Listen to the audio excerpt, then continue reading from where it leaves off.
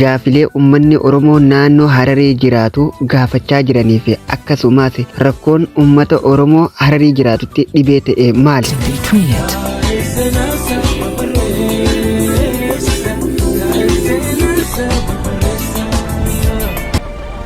Yeroo baay'ee Hararii fi Oromoon yookaan adareen walqixa bulchaa jiran jedhama.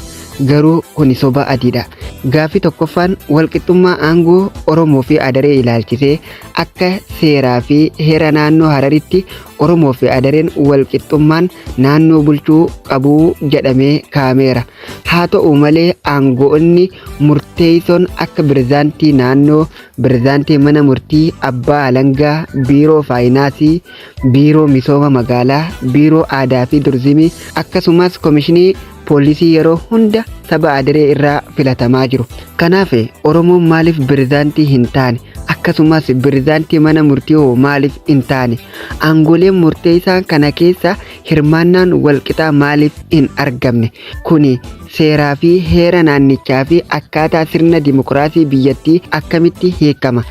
Gaaffiin lammaffaan mana marii saba Hararii yookaan saba adaree kophaa mana marii saba Hararii yookaan saba adaree kophaa hundeeffamuu ilaalchise. Naannoo Hararii keessatti manni marii waliin Oromoo fi adaree osoo jiru manni marii saba Hararii yookaan adaree qofaa kophatti hundeeffamee jira. Mana marii lamaa fi afyaa'ee afurtu jira.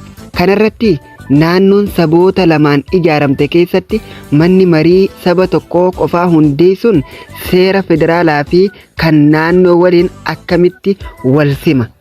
Akkamitti wal sima? Saboonni biroo maaliif mana marii ofii hin qabaanne? Pirezidaantii naannoo Hararii mana marii saba adaree qofaan filachuun seera qabeessa moo seera cabsuudha?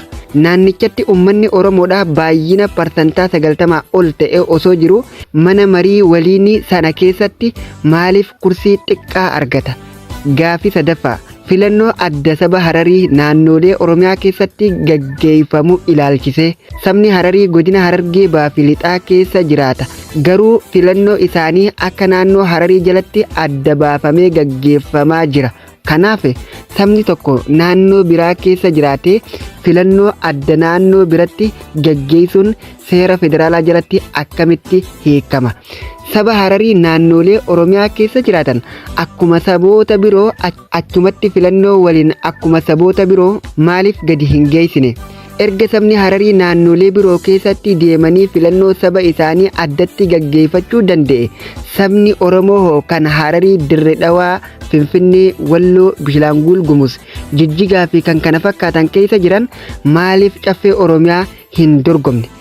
Gaaffii afraffaa afaan hojii naannoo Hararii ilaalchisee. Seera heera naannoo Hararii akka ibsutti afaan hojii naannichaa afaan Harariitii fi afaan Oromoo haa ta'u malee hojiirra oolmaa isaa kan faalleessu afaan Amaaraa bal'inaan fayyadamaa jira. Kanaaf afaan Amaaraa akka afaan hojiitti tajaajila fayyadamuun seera naannichaa cabsuu hin ta'u.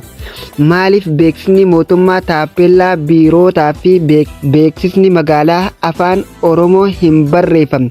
Bakkoota baay'ee jalatti barreeffama akka afaan sadaffatti ilaalama. Afaan Oromoo akka afaan saba guddaa naannicha tajaajilaa mootummaa keessatti maaliif gadi bu'ee lagatama? Gaaffii shanaffaa diizaayina misooma magaalaa Hararii ilaalchisee. Misoomni magaalaa Hararii fi baadiyyaattis keessumaa hojii korondaraa guutumatti diizaayina jogola qofaan gaggeeffamaa jira. Magaalaan Hararii magaalaa saboota adda addaa keessa jiraate taatee osoo jirtu addatti baay'inaan saboonni Oromoo magaalattii abbaa lafaa ta'e osoo jiru maaliif aadaan seenaan saba Oromoo diizaayina magaalaa Harar keessatti hin calaqqifamne? Diizaayinni magaalaa tokko aadaa saba tokkoo qofaan murteeffamuun sirna dimokiraasii fi walqixxummaa hin faalleessu? Gaaffii ja'affaa daangaa magaalaa fi baadiyyaa akkasumas diiginsa manneen jiraattotaa ilaalchisee. Naannoo Hararii keessatti daangaan bulchiinsa aanota magaalaa fi baadiyyaa ifatti hin kaa'amne. Kana hordofee aanaa Tuufii fi aanaa Dirree Xayyaaraa keessatti manneen jiraattota abbaa lafummaa seeraan qaban diigamaa jira. Kanaaf diiggaa aanota magaalaa fi baadiyyaa ifatti kaa'uu dhabuun rakkoo seeraa fi walitti bu'insaa uumaa jira. Manneen jiraattota seeraan ijaaraman diiguun beenyaa gahaa kennuu dhabuun heera Itoophiyaa fi mirga qabeenya dhuunfaa cabsuu miti.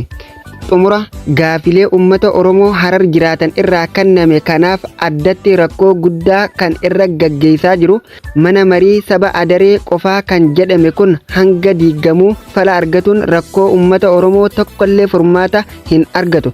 Kana mootummaan naannoo Oromiyaa fi mootummaan federaalaa hatattamaan akka fala itti barbaadan gaafanna. Akka waliigalatti nuti kan dhiyeessaa jirru sagalee uummata Oromoo gabrummaa fi ukkaamsa jala jiranii ol baafne malee gaafii dhuunfaa keenyaa akka hin taane uummanni Oromoo addunyaarra jiru akka nuuf hubatan barbaanna. An Burqaa Yusuf.